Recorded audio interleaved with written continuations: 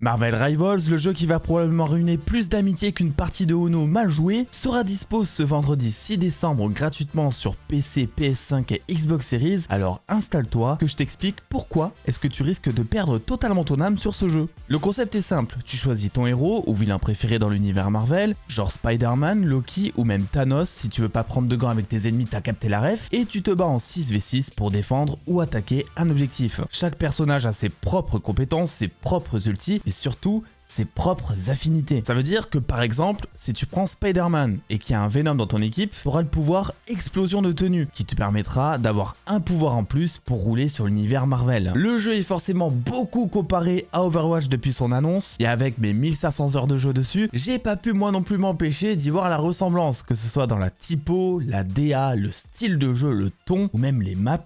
Mais le fait de guider le joueur par la main en lui disant avec quel personnage comboter directement permettra peut-être d'éviter quelques trash talk, comme c'est souvent le cas sur Overwatch lorsque quelqu'un prend un personnage qui ne correspond pas du tout à son équipe. Pour gagner, il ne suffira pas de savoir viser, c'est un jeu d'équipe, ce qui signifie que chaque joueur compte et que chaque joueur devra choisir son personnage en fonction de la partie, de ses capacités, du style d'objectif ou encore de la map. Et moi personnellement, c'est une chose qui me fait un peu douter parce que Marvel Rivals, c'est un jeu qui va appeler directement les fans de la franchise Marvel et non pas les fans du genre compétitif. On va, je pense, très souvent se retrouver avec Titouan, fan de Spider-Man, qui voudra absolument jouer son personnage dans toutes les games, même si ce pic n'est absolument pas adéquat pour la situation. Et ça risque de rager pas mal. Les possibilités de combo sont déjà nombreuses, avec déjà 33 personnages jouables, puis d'autres qui arriveront un peu plus tard. Ça aussi, j'ai beaucoup de mal à positiver quand tu vois le nombre de personnages déjà présents au lancement, et que tu sais à côté que Blizzard, avec ses 21 personnages au lancement d'Overwatch, avait déjà galéré sur l'équilibrage, les méta. Là aussi, on va très certainement se retrouver avec le même problème que sur Overwatch, c'est-à-dire des personnages qui reviennent tout le temps et finalement très peu de personnages qui sont joués sur tout le roster disponible. Qui dit free to play dit évidemment passe de combat, skin cosmétique, boutique, et ça, si gère bien, ça peut être le jackpot complet. On va pas se mentir, les fans de Marvel dont je fais partie payent leur place de cinéma depuis maintenant des années, plusieurs fois par an, et puis encore pire que ça, ils payent pour aller voir Madame Web et Venom. Qu'est-ce que tu veux qu'ils s'en foutent d'un skin? Évidemment qu'on va l'acheter. Marvel Rivals arrive donc le vendredi 6 décembre. Évidemment, j'ai quelques a priori,